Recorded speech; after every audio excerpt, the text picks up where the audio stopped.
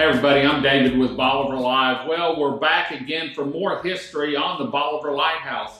Like I said last week, this is going to be a 4-part series, and we're going to wrap up the history today on the lighthouse, and then the next 2 shows will be all about the foundation and where they stand and what their plans are. So, Amy, we've gotten through up to the rebuild of the houses. But we've still got storms and fires to go. Let's hear it. We do. So the 1917 storm, we made it to the 1900, the 1950, and the 1917. The lighthouse was accidentally shelled by Fort San Jacinto on the east end of Galveston. Nobody was injured, and again, the lighthouse survived, and we've got some incredible pictures, but I have to read this because this is so interesting. This is out of the Houston Post, and what it says is, through some miscalculation, Bolivar Peninsula in the vicinity of the lighthouse was subjected to bombardment by 3-inch guns during target practice for about 2 hours. One projectile tore a hole in the iron exterior, while another landed a few feet from the front gate of the keeper's house. Again, no one was injured. I cannot even imagine. I've read some follow-up articles where allegedly they thought the gunpowder was old and the potency was not there, and they didn't dream, allegedly, that these were getting shot, clearing the channel and ending over here. So I can't imagine what that must have been like to think if this was happening for 2 hours. Especially if you just rolled out of bed and you're drinking your first cup of coffee on the front deck, and here come shells that tear into the lighthouse. Can you imagine? So I will say is today, there is still a patch inside where you can see where one of the projectiles tore a hole through, and we have a picture of one of the keepers, and he's standing there, and you can see, like with an arrow pointing, this is where this went in and pierced the lighthouse. So then you have so we've got hurricanes, you've got shelling, and then when we moved to Galveston last year, our orthodontist said, you know what, my husband's aunt has a connection to the lighthouse. And she was 4 years old, living in Port Bolivar, when the 1943 hurricane hit. And no one talks about No one talks about it. And so I immediately went on and started Googling. I'm like, what storm is this? Well, it was during World War II, so the information was censored. So by the time the information came about the storm, it was really too late. It said that there were 2 ships that capsized offshore, which was interesting, and I've talked to Frank Billingsley, meteorologist, about this storm. This was the first time they flew aircraft reconnaissance through a hurricane. Oh, really? And they said it would have been a Cat 2 if it was measured on the scale. But she said that the National Guard came and picked her up. She was living back here in Port Bolivar. The National Guard came and picked up she and her family and brought them to the lighthouse. And she emails that the noises and the sounds were so eerie, they kept having to go up in the lighthouse further because of the water coming in. But she said, I'm forever grateful because that lighthouse saved herself and her family. So really incredible. So to take it back, hurricanes and friendly fire. In 1930, the Lighthouse Commissioner recommended discontinuing the Bolivar Point Lighthouse. There was a lot of public outcry. I've read some articles in the Galveston Daily News where there was a gentleman that went on saying, you just can't do this. This means so much to the peninsula and Galveston. Like you just can't. The history, and there's a lot of public outcry, but the effects of the Depression, and actually the Galveston South Jetty Lighthouse had been built, and they had increased the power wattage on the Galveston South Jetty Lighthouse. The Iron Tower went dark on May 29th of 1933. And at that point, the Third Order Fresnel lens that had been in service from 1907 to 1933, which was actually a 52,000 candle power beacon, which was guiding the ships in safely into the Gulf of Mexico, from the Gulf of Mexico into the port of Galveston. And they said that 8 rays of light were produced every 15 seconds as the lamp slowly revolved. So at this point, the Fresnel lens was taken to the Smithsonian in Washington, D.C. You've seen it? Sure have. And I've seen it. Yes, you have. Because I was up there on a job, and we went by there and didn't even know it was there. And we came across it, and this was years and years ago. And so it's pretty neat. It is incredibly neat. And David, it's a funny story. The first time that I went to the Smithsonian, I walked in the lobby doors. So it's in American History, Smithsonian, and it's back in the Maritime exhibit. But the first time that I ever walked in the door, it was literally in the lobby. I mean, it was like chariots of fire. I took off running. I was taking pictures. I couldn't get over this. I was taking pictures of placards and the history. And then years later, I went back and it was not there. And I panicked. And I said, you don't understand. There's this Brunel lens. It was here in the lobby. Where did it go?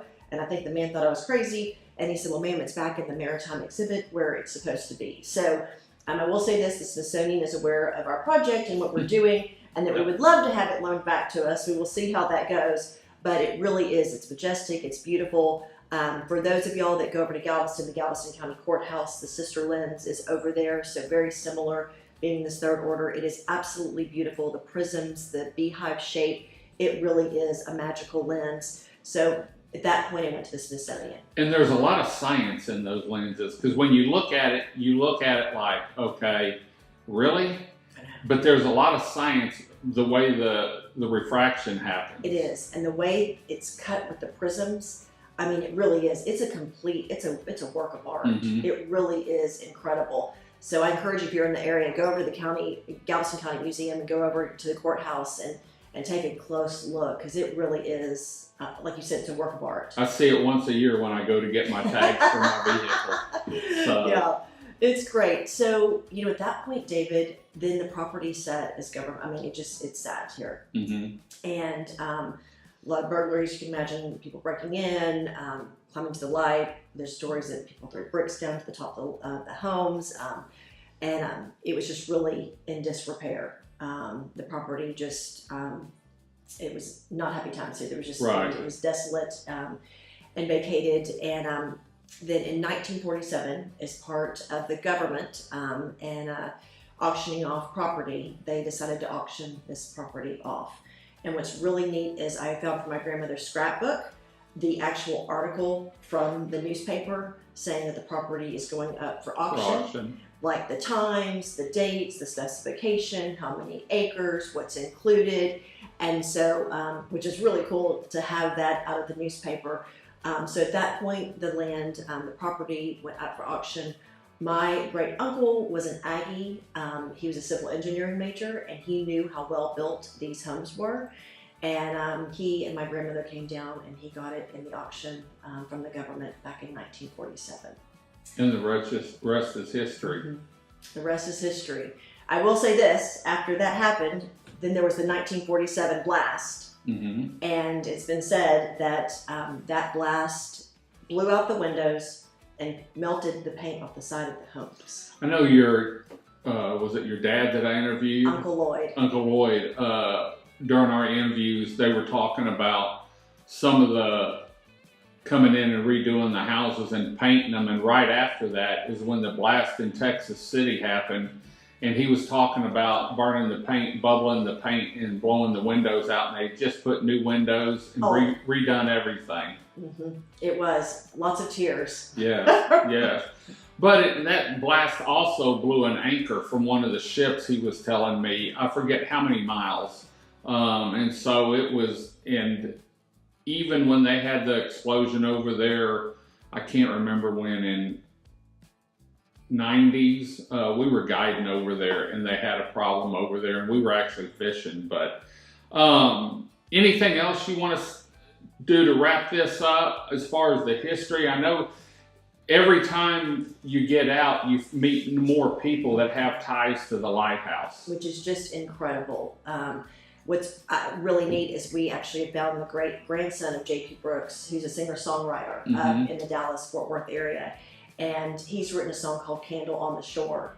About the lighthouse. Yes, and it's about the 1915 storm. So I encourage you to YouTube this song, Candle on the Shore, by Justin Brooks. It'll give you goosebumps.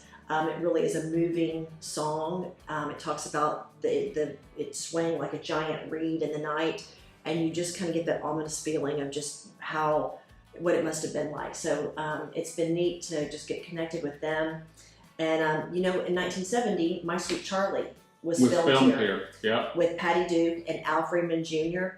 And Universal Studios had contacted my aunt, and she was so excited because apparently she was excited that the house was going to get a remodel and a fresh look and all this stuff. And they showed up and said, we like the house just the way it is, and not one thing was changed. And what's also really cool, in my grandmother's scrapbook, we have found the insert out of the newspaper talking about the filming of My Sweet Charlie. And we've got pictures of Patty Duke on the ferry boat coming across, and Al Freeman Jr. and the trailers on the property. And apparently he'd go sit and drink beer in her trailer at night. And it's really funny. He describes the experience, and he describes her. It sounds like he might have had a crush on her.